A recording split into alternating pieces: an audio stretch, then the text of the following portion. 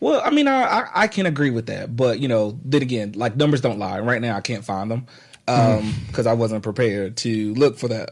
But I mean, it's just so you look at the ratio, you look at the population, and then you always hear, there's if y'all want to march against white cops killing black people, then y'all need to get with black killing blacks. Well, I mean, that's two totally different things. Right. I mean, I think both of them need to be addressed, but it's two totally different things. You can't protest it. I didn't make if I was to go out here and kill my fellow man, it's not going to be the same because I didn't take an oath to uphold the laws of my community and of my government. And to protect. I didn't take an oath for that. So I think that's the thing that people don't see and don't get, that when you take that oath of office, when you say that you're going to serve and protect without prejudice. And so you can't look at one for the other. And that's the thing. It's like it's a very thin line between how people see us. And, I almost said love and hate, but go ahead. But that's pretty much. It's a thin line.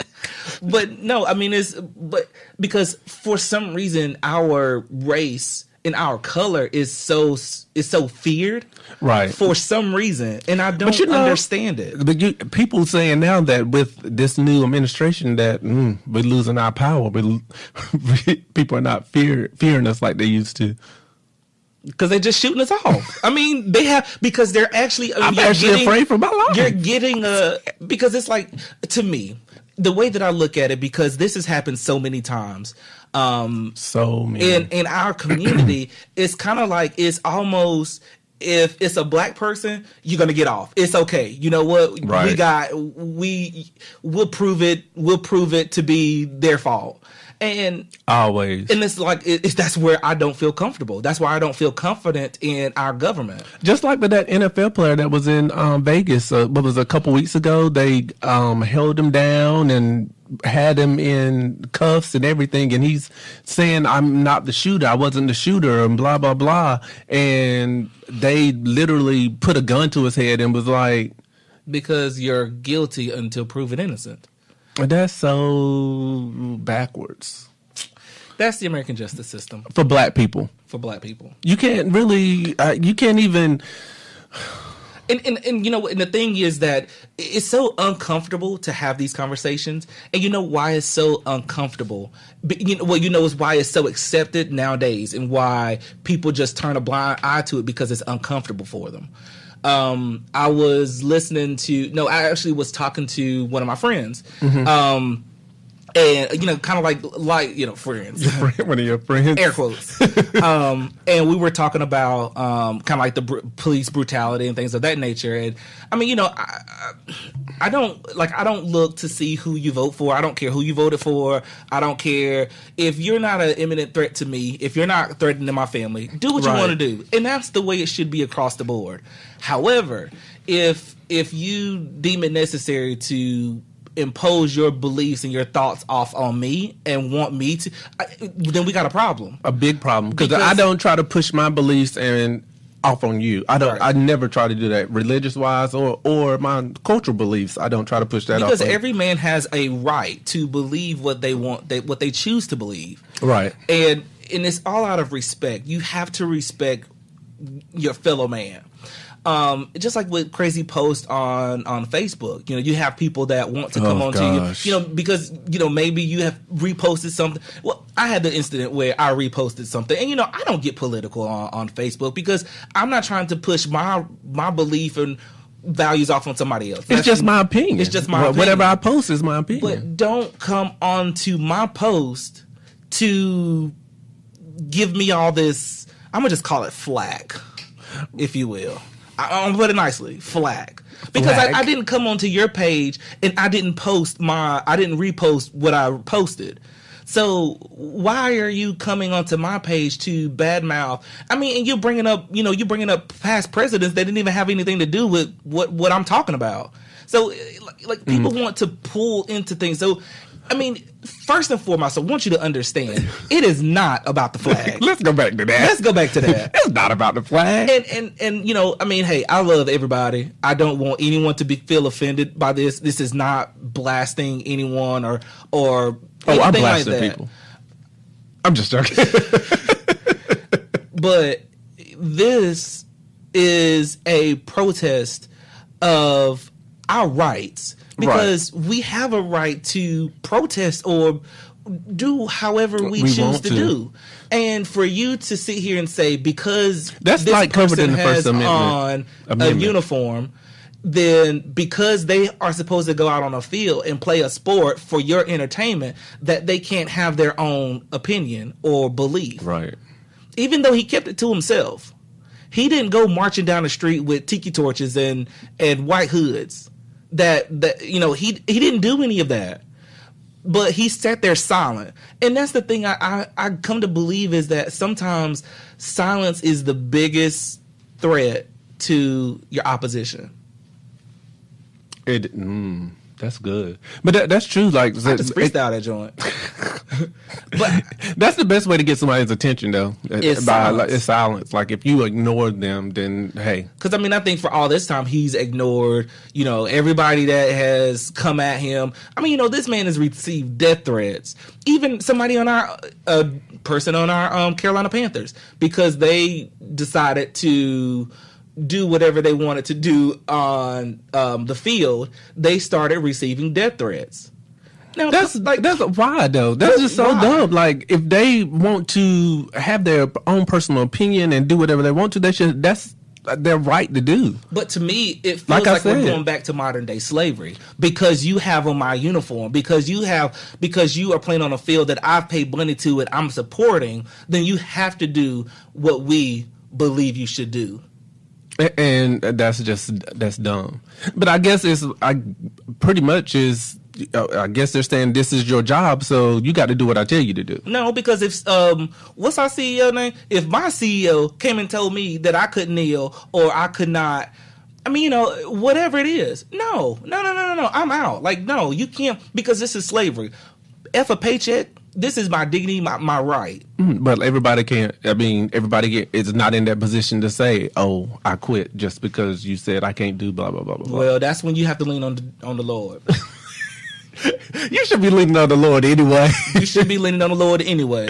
But I'm just saying, like, everybody's not in the position to say, "Oh, okay, well, I'm just gonna quit because I can't do blah blah blah."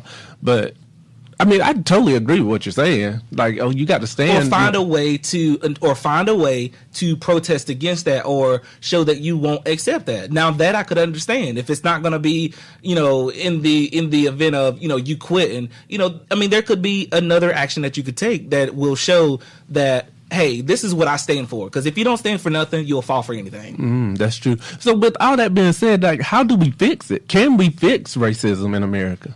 Is there a way to fix the racism in America? I want so bad to click my heels and it all be done. I mean, because it's just, I mean, it hurts my feelings, because I know that I have black and brown boys that I'm responsible for, and I have to, like, tell them, be careful, because if you get stopped by the cops, then this is, you know, how you need to.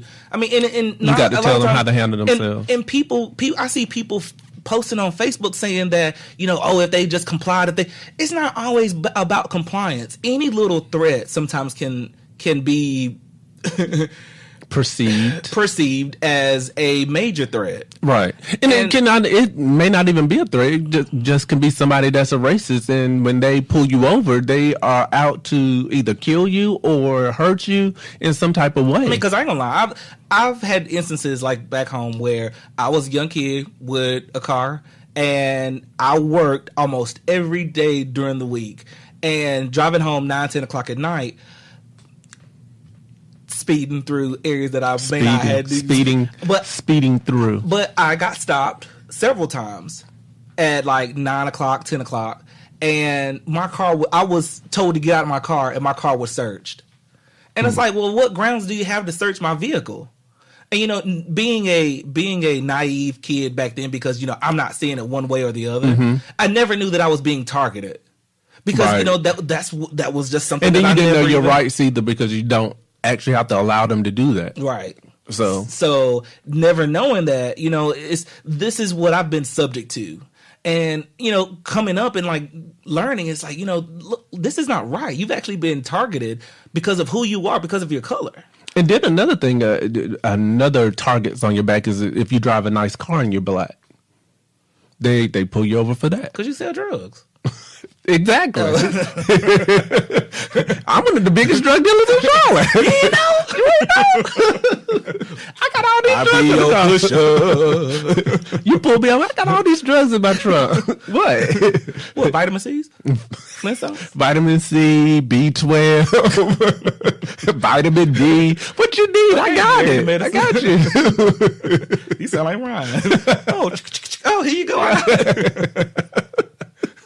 But back to the question at hand. How do we fix it? How do we fix it? I mean, right now, we just gonna have to pray. And that's the thing it's so sad to say we should come together, but it's like we can't come together because people won't put their pride aside. They won't think about the other person. I feel like until we put ourselves in the other person's shoes, we're never gonna understand. And that's a hard thing to do. I don't think that's something that we can do. And I feel like people shouldn't react to certain things that they can't actually relate to. Gosh, you took the words right out of my mouth. You see that? Like right out of my mouth. Okay. That's exactly what I was about to say. Relate to. Okay. You finishing my sentences. I mean, hey. That's what a good co-host is for. You want to go ahead and say what I'm going to say next. Friends are for. Keep smiling. Keep shining. No. Okay, carry on. I'm sorry. I got carried away. But yeah, so I think there's no... You and these pops, though. I think it's just I'm close to this mic. You've been popping. No, that wasn't that. That wasn't it. I can't do it. Carry on. I just don't feel like there's a way to actually fix it. Besides everybody dying off and starting all over. No? Just start all over. Jeez. Just start all over. I mean, and that's because true. I feel like it's kind of like a lost cause right now. And it's like, because people everybody is seeing color and it's all about black and white. And nah, it's about green, shawty. Well, I'm about getting that green, but it's all about color. It's like you can't. It shouldn't be. It shouldn't be. It's never about. It shouldn't be about color. It should be about walls. It shouldn't be about borders. I mean, it's all just, of that. It should be about the greater good. It should be about the greater good, and everybody like creating unity and coming together and building a better America. Based off of that. Yeah. Not saying, I'm going to make America great again, but I'm just saying if we all came together and actually worked together. In my eyes, like when are we not great? I mean, we're still America. When are we not great? I'm not saying that we're not great, but I even in feel that like term, that we can be better as a nation if we came together. I think that term is very divisive in itself. Oh, yes. Because, that slogan, it's just, I don't agree with it because it's like, come on, so you're saying now that before, like, America wasn't great, but all of us made it, all of us that are living and listening and walking and breathing and having jobs, we all made it to this point in our lives where, it's been great so far. We've been drawing breath on this earth. Like, what makes you coming in as a president something different that's going to implement and make America great? It's going to be great. Make America when great. Did it stop being great? Make America great. Please stop. Make America great. You're not doing I got to do the hands. The hands. Make America great again. So go ahead. I mean, you already know what I'm going to say. Well, so, I just want to say, and I'm going to close it out, that I think, we all need to come together. We all need to form some unity. And we all need to just take a step. You gotta let them know. Okay, stop. And I think that we need to just step back and listen to the opposition. Take a moment and listen to the opposition and try to see it from their side. I mean, because I'm definitely willing to listen to it from the other side as well, because there may be something that I'm ignorant to. But I do know my truth. I do know facts. So you can't slip me one. Well, sometimes people try to. They do, and I think that is very important in our American society. Is that we have to just stop and come together and listen to each other. Look and listen. Because I mean, there's other cultures out